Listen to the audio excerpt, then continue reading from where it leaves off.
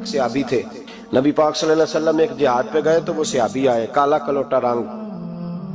اور کچھ بیمار تھے تو جسم سے بدبو بھی آتی تھی، میرا روپ بھی نہیں تے میرا رنگ بھی نہیں،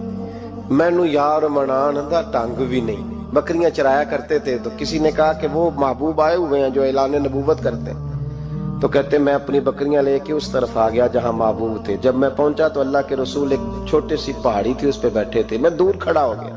میں نے کہا آپ ہیں وہ جو کہتے ہیں میں اللہ کا رسول ہوں؟ تو کہتے ہیں محبوب نے فرمایا دور کیوں کھڑے ہو، نیڑے آؤ میں بتاتا ہوں میں ہی اللہ کا رسول ہوں۔ تو کہتے ہیں میں نے کہا نہیں، میرے جسم سے بدبو آتی ہے،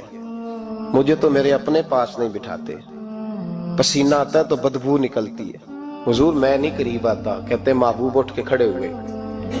حضور قدم آگے بڑھاتے تو میں پیچھے بڑھاتا، حضور آگے میری جانب چلتے تو میں پیچھے ہوتا۔ فرماتے محبوب تیز دوڑے اور میرے قریب آئے تو نبی پاک علیہ السلام نے مجھے بغل گیر کر لیا۔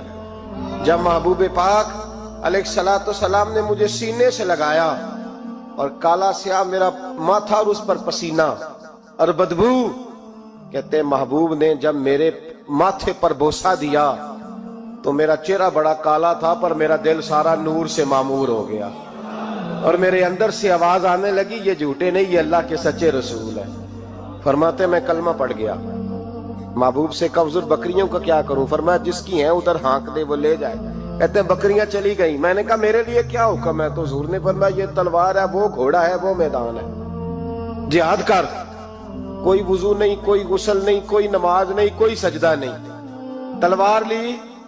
میدان میں نکلے، جہاد شروع ہوا، چند منٹ گزرے کہ شہید ہو گئے۔ صحابہ کہتے ہیں اللہ کے رسول ان کے سرانے کھڑے ہوئے، حضور کی آنکھوں میں آنسو، فرمانے لگے یہ بندہ دیکھو اس نے عمل تھوڑا کیا ہے پر اجر زیادہ لے گیا ہے، عمل تھوڑا کیا پر اجر۔ فرمایا ابھی کلمہ پڑھا، ابھی شہید ہوا ہے، اور حوریں ساری جنت کے دروازے کھول کے کھڑی ہیں، جیسے روح جائے گی اللہ فوراً ہی جنت عطا فرما دے گا، اس کی قبر بقائے نور بن جائے گی۔ ایک شاعر تھا تو وہ کہتا میرے گاؤں میں میلہ لگا ہوا تھا، کہتے میلہ لگا ہوا تھا تو ہر چیز بک رہی تھی، میرا بھی کچھ خریدنے کو دل چاہا تو میں ڈھونڈنے لگا، میں گلی گلی آواز، میلے میں آواز دینے لگا، میں نے کہا لوگوں مجھے کھلونے نہیں چاہیے، مجھے کوئی ایک مخلص بندہ چاہیے، میں غریب ماں کا بیٹا ہوں، بکارن کا بیٹا ہوں، تو مجھے نہ بس کوئی ایک بندہ مخلص مل جائے، ایک مخلص مل جائے۔ تو وہ شاعر کہتے ہیں اس سال میرے گاؤں کے میلے کی بھیڑ میں، اس سال میرے گاؤں کے میلے کی بھیڑ میں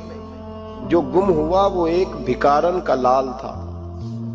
اس فقیر کو تلاش تھی متاع خلوص کی، اور مخلوق چپ رہی کہ یہ مشکل سوال تھا، مخلوق چپ رہی کہ یہ، اور بھکارن کا لال کہتا تھا ایک مل جائے مخلص۔